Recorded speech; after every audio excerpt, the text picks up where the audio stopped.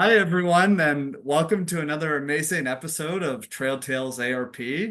Russell the Runner here, and we have an amazing, incredible human being with us today who I feel incredibly grateful to have connected with through the ultra running community, specifically in Alberta.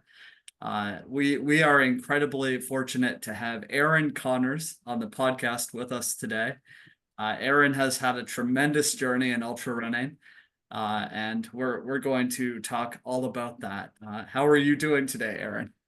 I'm doing well. I gotta say, I don't, as far as intros go, uh, so much positive things. I'm like, oh no, don't build me up too much here. Um, thank you for the kind words. That was a great intro. It's simply the truth. This is we're lucky to have you on, Aaron, and it's your journey has inspired me a huge amount, and I've enjoyed talking with you one on one.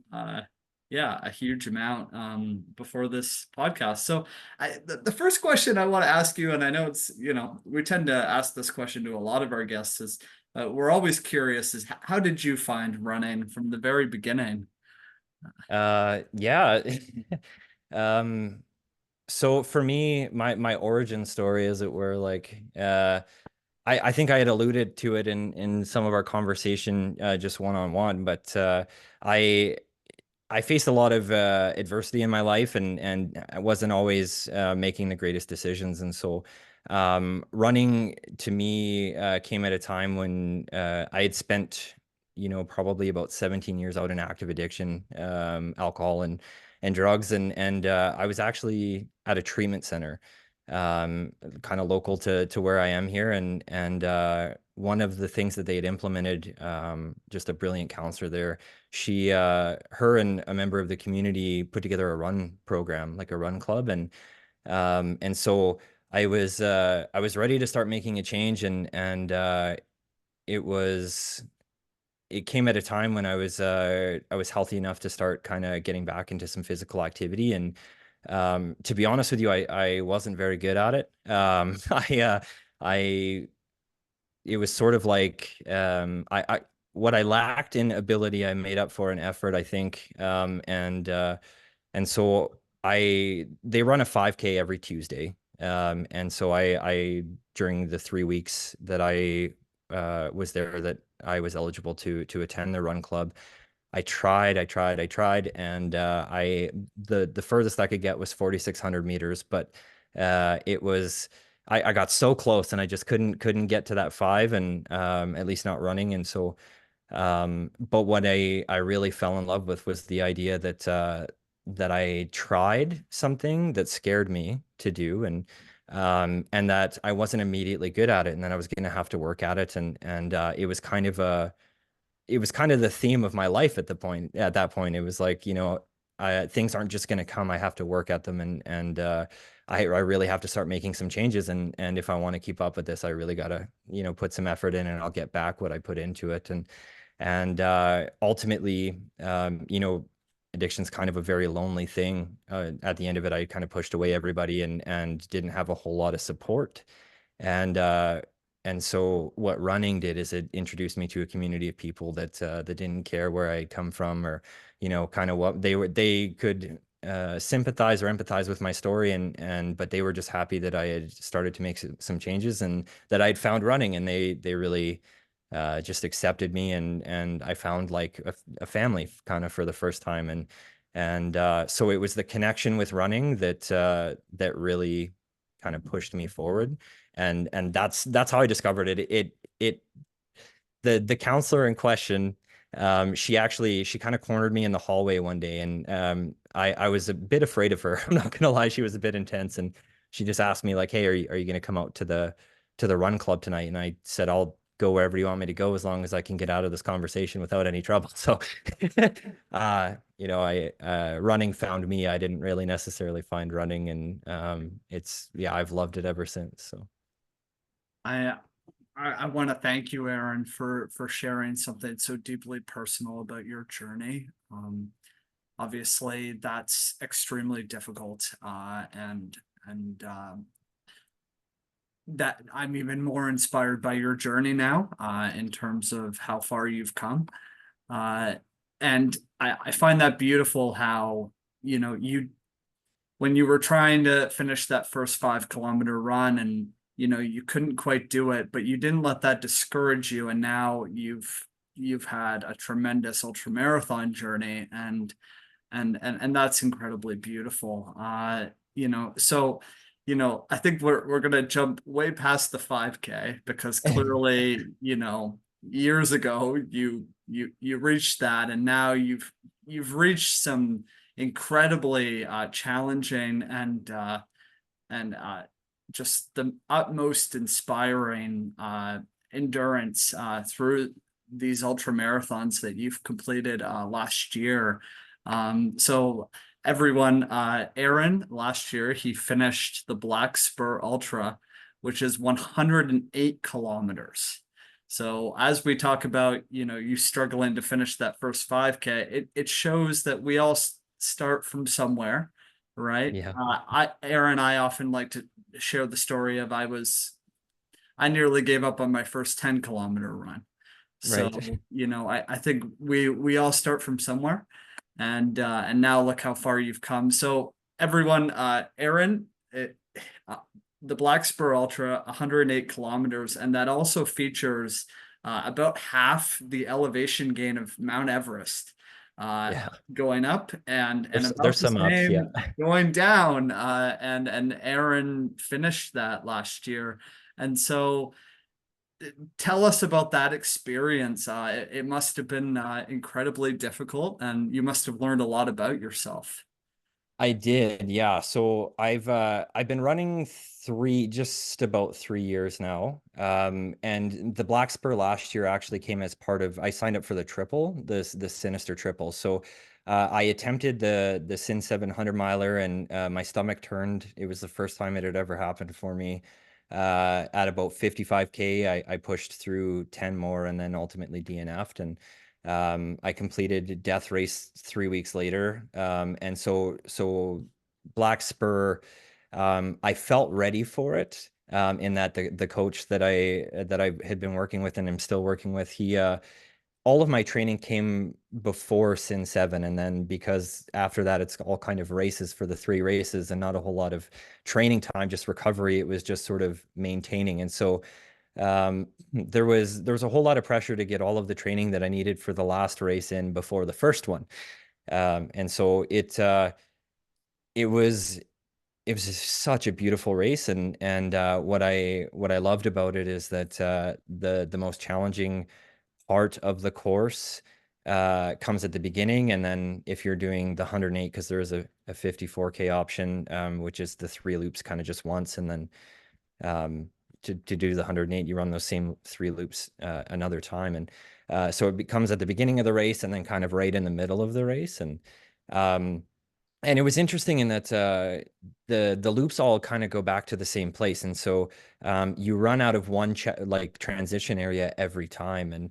And so it's in Kimberley, BC. It's really beautiful. It's on the I think it's the Castle Alpine kind of Castle Mountain snowboarding hill, and or the snowboarding mountain or whatever it is. And so yeah, it's just prior to the race, actually. So all of last year, starting in about December, I did some blood work. I had my friend and I had a plan to kind of to run across the country, and as part of this, we kind of had to go and get physicals done, and it showed that we both had extremely low iron.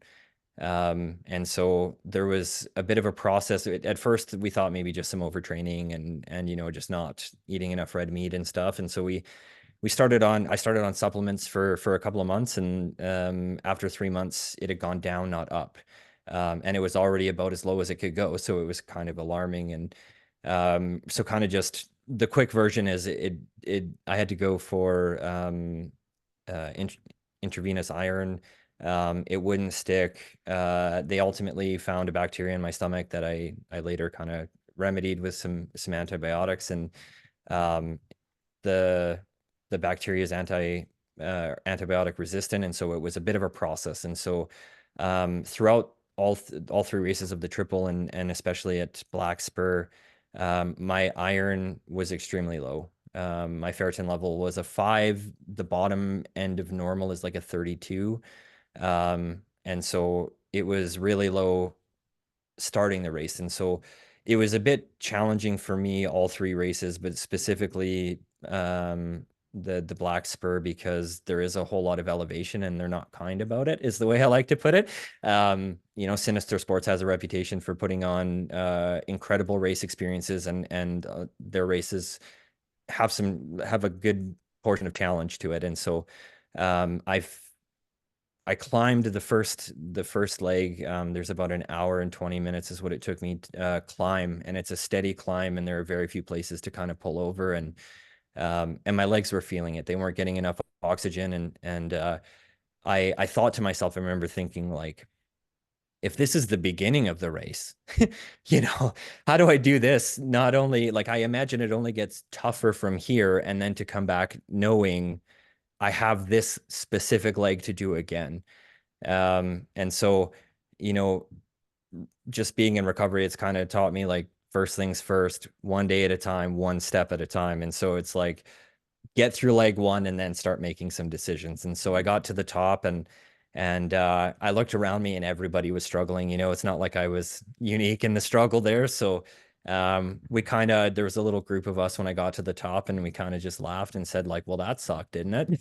And we kind of just shared a laugh, and it became a whole lot lighter. It was like an agreement between friends. I had never met these people before, but it was just like, yeah, this sucked and we got through it together, and onwards and upwards. And so yeah, the race was incredible. I managed to finish it in just over 21 hours, and I thought I didn't really bonk until probably about 80K in, and so it was a relatively smooth race for me. But when I did bonk, I turned into a little bit of a whiny mess, and luckily you're never really alone out there, and I ran into some people who were kind of just hiking quickly, and um, I asked if I could take along, and they were into it, and they pushed me, and I slowed them down a little bit, like just enough for them to not like completely blow up either. And yeah, we managed to cross the finish line all together, and I I got the medal, which wasn't like, I care less about the medal and more about the finish line and the experience and the people that I met there. But yeah, got the medal to show for it, and all that does is anytime I look at it, I remember the cool people that I met and the laughs that we had, and the the challenging course that I feel good about getting through. So That that's all amazing to hear. Just listening to you and hearing about your experience of uh, all of sharing this entire experience with people. Like ultra running, it that's so critical in ultra running, to connect with other people and to feel the camaraderie and pulling each other in the right direction. There's actually a powerful concept, and it's called We Ultra. And in my mind, what you just described is the essence of We Ultra, and that couldn't be more significant. It's amazing, and I love how you say, the medal. It's only a reflection of the experience and the people absolutely. that you all work together in embracing We Ultra and completing the journey together. That's beautiful, Aaron. And so I didn't know. I'm glad that you mentioned, yeah, that. So you took on the triple of Sinister Sports. I Yeah. hadn't realized that. I'm glad you mentioned that. And it's amazing that you could manage like 3 ultras in one summer, and all of those are incredibly long. I'm inspired by how you took all of that on, and how you finished the Canadian Death Race as well, which is incredibly challenging. Even that's 10 kilometers further than Black Spur, and with 1,000 meters more roughly, I think, of of climbing, right? elevation. Yeah, Yeah, so that's amazing. But so I do want to jump to so after the Black Spur, right. about 6 weeks later, you were at the Iron Horse Ultra, and I didn't have the pleasure of meeting you. I very much wish I did, but the main thing is we've met now.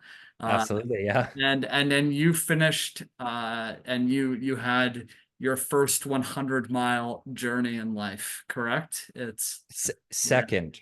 Oh, you're second. Oh, I'm Yeah. sorry. I didn't No, know no that. worries. No, You're actually, so second. my That is first was the Iron incredible. Horse. My first was the Iron Horse. And so actually, this past year was my second time completing it.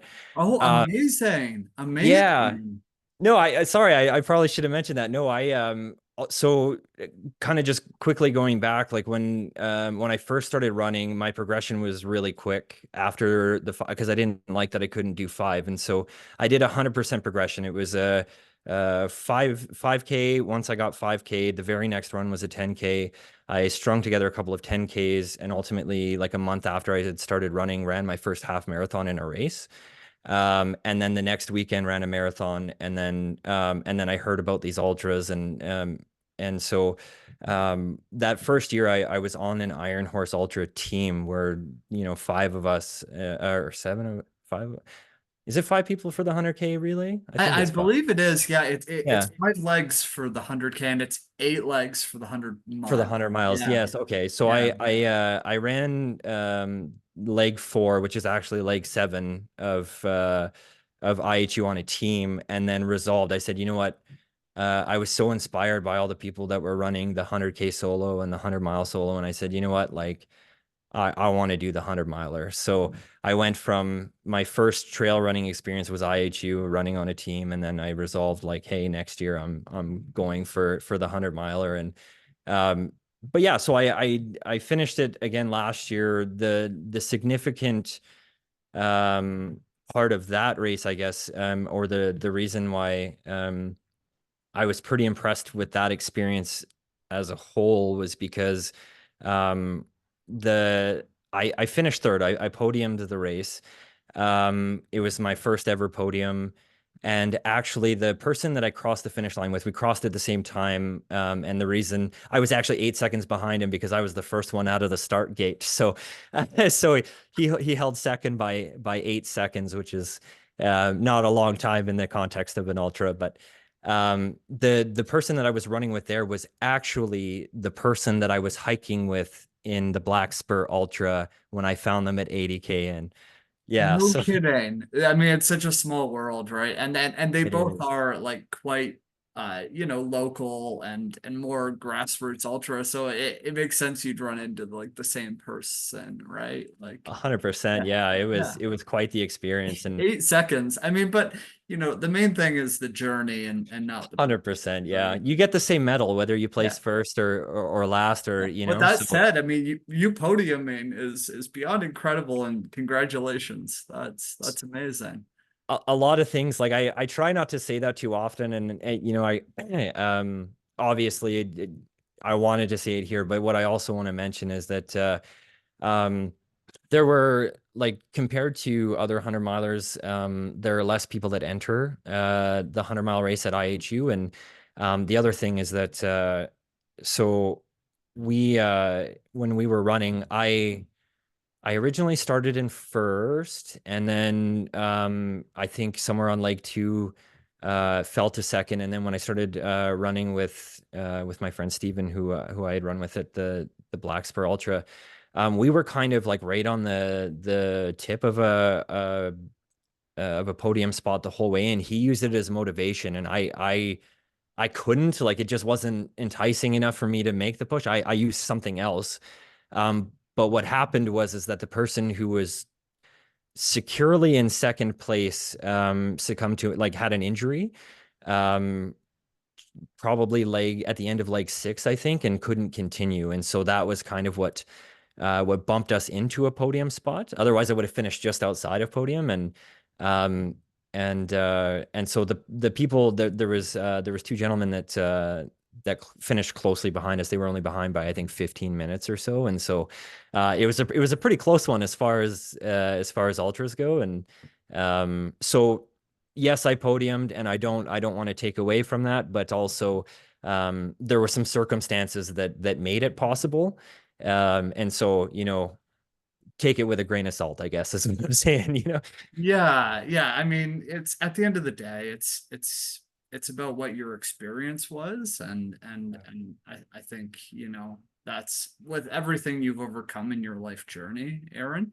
It's just beautiful that you had your second 100-mile journey, and that you've had two 100-mile journeys is beyond incredible. That's the Yeah. main thing. And I believe I know who you're talking about. I can't remember his name. I didn't have the pleasure of meeting him, but who ended up with an injury. But I know he's regarded as he's been running the Iron Horse for many years, and I know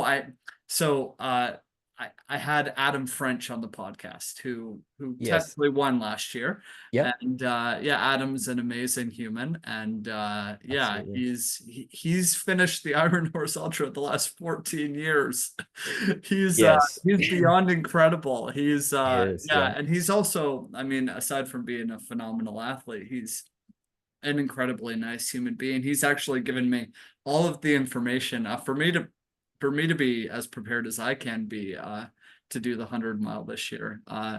And so yeah, I'm hoping that will be my second. But so putting the focus back on you, it's yeah, I'm just beyond amazed that yeah, just how you finished two 100-mile journeys. And so what do you think are some of the biggest lessons that you've learned along the way?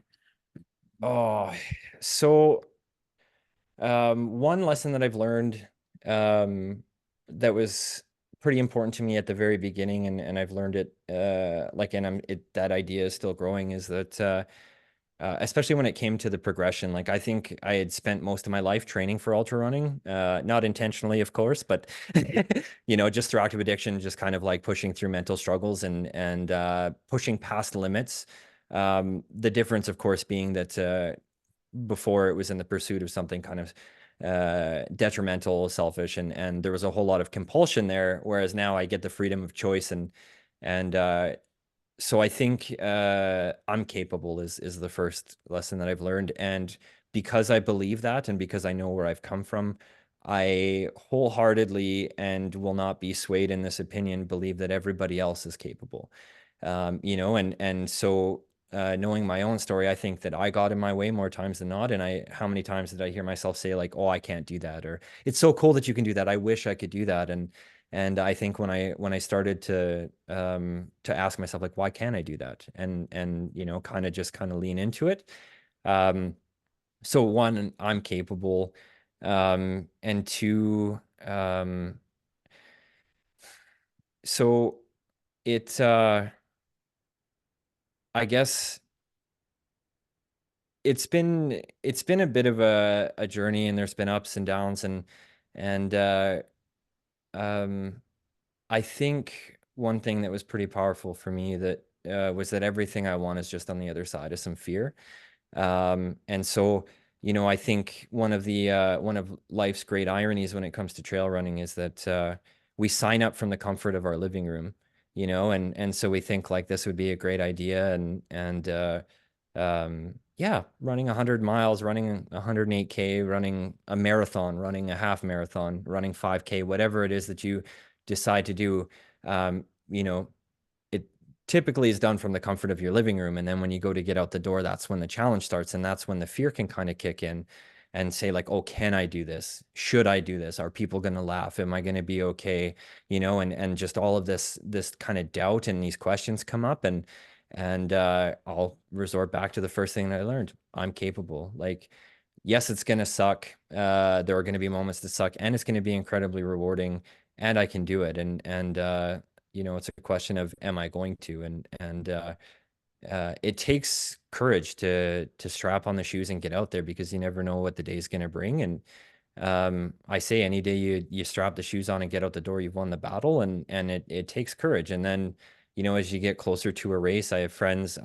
I'm actually going to be running Death Race just kind of as a support to somebody this upcoming weekend, and I have a few friends that are running it, and so as you get closer to the race, the biggest obstacle I feel for me is like, am I going to show up? You know, I've signed up for the thing. I've done the work, as much work as I, sometimes I get a little bit down, like, have I done enough? And that's pretty normal. Am I going to show up with what I have prepared to run and just let whatever happens happens? And can I be okay with that? And so everything you want is just on the other side of some fear, right? And that medal comes at the end of after the finish line for a reason, and the only way to have a shot at the finish line is to have the courage to toe the start line. And that's been the biggest lesson, because it's not just with trail running. I remove all doubt about whether I can do something or not if I don't start. And I've seen and been inspired by amazing people who have the courage to put the first step into motion, and as soon as they do that, it doesn't really matter where you end up. You'll end up a lot farther than I think you you imagine, but yeah, all of it starts with that courage to take that first step. So Aaron, everything you just shared, it touches me deeply. It's deeply meaningful. I find it to be beautiful. And you're absolutely right. You are capable, and you have shown exactly that in your beyond inspiring journey. And you know, you bring up the fact of we commit to these things from the comfort of our homes, and we are looking for that something to get us out of our comfort zone, to push us to see where we can possibly go. And you have done an amazing job of that in your journey. I I appreciate wanted to that. ask, so everyone, Aaron he is committed, he's registered for the Divide 200, and Yeah. tell us about how you're feeling about it, and what you think of it. Well, the first thing that I'm feeling is that I can't get a refund. I made sure of that when I paid the fee, which this one is a little more on the expensive side, but they give you the option to, would you like it to be a refundable bib? And I took that option away from myself because I said, you know what, the closer I get, I might start playing with it in my brain, and I don't want to give myself that option. So yeah, it's farther than I've ever run. By exactly 100%. Um, it it's 200 something. miles, everyone. 200 miles, yeah, 322 kilometers, give or take. And it's the first time that I'll be doing a multi-day event. The cutoff is roughly, I think it's 96. It may be 100 hours, but I thought it was 96. And so, I think I remember talking to you about this. I didn't finish IHU and think to myself like, well, that was fun. We should go for another loop, and then start on my merry way again. And um, I definitely, so after the first time I ran the 100 miler, um, I got some sleep. I didn't really feel like running after I woke up. I got some more sleep. I woke up, and then eventually throughout that day, I got in a 5K, and it was tough. It was like I had to really push to make it happen. And so the challenge for me going into it is that with the low iron, you would think that you're sleeping a lot, and actually, contrary to popular belief, because your body isn't getting enough oxygen anytime you start to go to sleep, your brain gets the signal that you're suffocating, and so it kind of jolts you with adrenaline and keeps. So it's really difficult to get asleep and to stay asleep. And so just kind of over the last year, my sleep pattern has been pretty interrupted, and so I'm still kind of figuring out how to bounce back from that now that my iron level is kind of up higher and regulated. I'm still kind of getting the sleep disruptions, and still a bit groggy in the morning, and so going to sleep and waking up and putting in a full day and doing that over and over again for 4 days is something that's going to be a bit of a challenge. But I've I've been trying to account for it by training, not so much distance, but more challenging runs. And what I mean by that is that in my full-time job, I'm a DJ, and I work for an entertainment company. And so During grad party season, I'm usually DJing till about 3 or 4 in the morning. There's usually about an hour to 2 hour drive to one of the communities around here to drive back and take out the gear from my vehicle and then head home. And so, typically about a 12 to 14 hour day plus 2 hours of driving. And so I wait till the end of that. It's about 6 o'clock in the morning after a long night, and then I'll go for a 40-minute run. And that's just to kind of, at that point, I've got out the door, I've won. I don't care how long I'm out here for. The point is that my brain is saying, go to bed. You can't do this, don't do this, whatever it is. And I strap on the shoes and I go out. And so that's kind of what my trainings look like, is a lot more just preparing for potential challenges, because I think one of the benefits of running last year with low iron is that now that my body has the oxygen, I feel like all of those adaptations from last year are finally starting to take effect. And so yeah, it's going to be exciting and terrifying, just like any other race. I think this one, the medal will feel better than the other years, assuming I get one. And but like you said, I think uh, in every race that I've run so far, I have found the reason that I was supposed to be out there, whether it was because I had pickles when somebody needed them, or because somebody needed a chat, or because we ultimately ended up connecting after the race, or whatever it is. There's always a reason that I'm supposed to be out there. And so my focus is like what the experience is going to bring, and who who can I connect with, and who's going to help me, and who am I going to help, and like, how is this all going to go, and what reason am I out there? And so yeah, it's something that I'm looking forward to, which is odd to say, who looks forward to running 200 miles, but yeah, it's kind of just it to me, it's like I said, I'm capable, and I think that anybody willing to start a journey and to do what it takes to get wherever they want to go can accomplish anything. And so to me, it's not a question of can I do it? It's, and am I going to do it on that day? And the answer to that question doesn't really matter, because yes, I can do it. At some point I will do it, and it may not be that day, but why am I really out there? So You described that all incredibly well. It's I'm grateful that your iron levels have been restored to oh, thanks, me too. where yeah, they're at a strong level that will aid you a huge amount in that multi-day endurance challenge. And it's interesting to focus on how sleep would mix in. I'm glad that you've been training in the form of, when your brain is telling you don't go out the door, and you can't do it, you've been doing it. And I couldn't agree more. That's exactly the type of approach that would be needed. And Aaron, I'd like to express that I believe in you to no end, and it's been amazing to connect with you today on the podcast. Thank you so much for sharing your journey with us, at least part of it. And yeah, we like to end the podcast with a fun phrase. Are you ready for it? I am, yeah.